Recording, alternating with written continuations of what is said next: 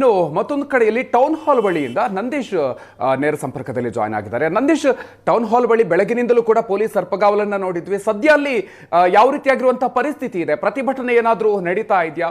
ಏನೇನು ಡೀಟೇಲ್ಸ್ ಇದೆ ನಂದೀಶ್? ಓಕೆ, ಸಂಪರ್ಕ ಸಾಧ್ಯ ಆಗ್ತಾ ಇಲ್ಲ. ಇನ್ನು ಮಂಜು ಇದೀಗ ನಮ್ಮ ಜೊತೆಗೆ ಸಂಪರ್ಕದಲ್ಲಿದ್ದಾರೆ. ಮಂಜು, ನೀವೆಲ್ಲಿದ್ದೀರಿ? ಅಲ್ಲಿ ಯಾವ ರೀತಿಯಾಗಿ ಪ್ರತಿಭಟನೆ ಏನಾದರೂ ನಡೀತಾ ಇದೆಯಾ? ಏನೇನು ಡೀಟೇಲ್ಸ್ ಇದೆ?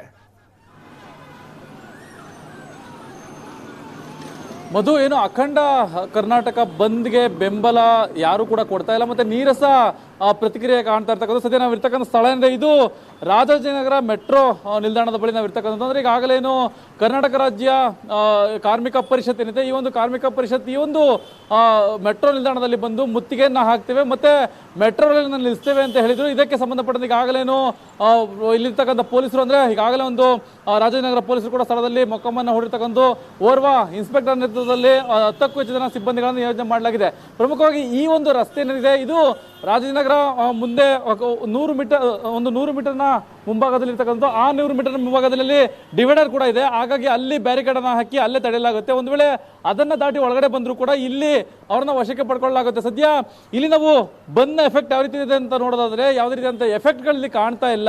ನಾರ್ಮಲ್ ಆಗಿ ಪ್ರಯಾಣಿಕರು ಏನು ಕಾಣ್ತಾರೆ, ಮೆಟ್ರೋ ಪ್ರಯಾಣಿಕರು ಸರಾಗವಾಗಿ ಓಡಾಟ ನಡೆಸ್ತಾ ಇರ್ತಕ್ಕಂಥದ್ದು.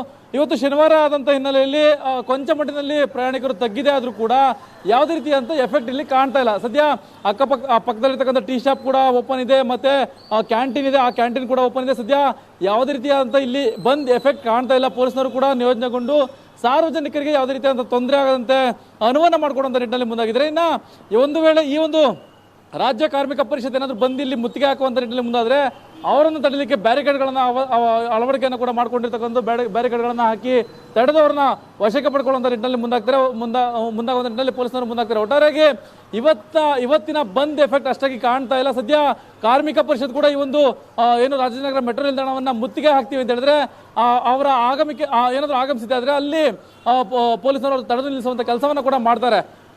ಸದ್ಯ ಈಗ ಆಗ್ತಿರ್ತಕ್ಕಂಥದ್ದು ಯಾವುದೇ ರೀತಿ ಅಂತ ಬಂದ್ಗೆ ಇಲ್ಲಿ ಯಾರು ಕೂಡ ಇನ್ನ ಬಂದಿಲ್ಲ ಮಧು. Okay okay.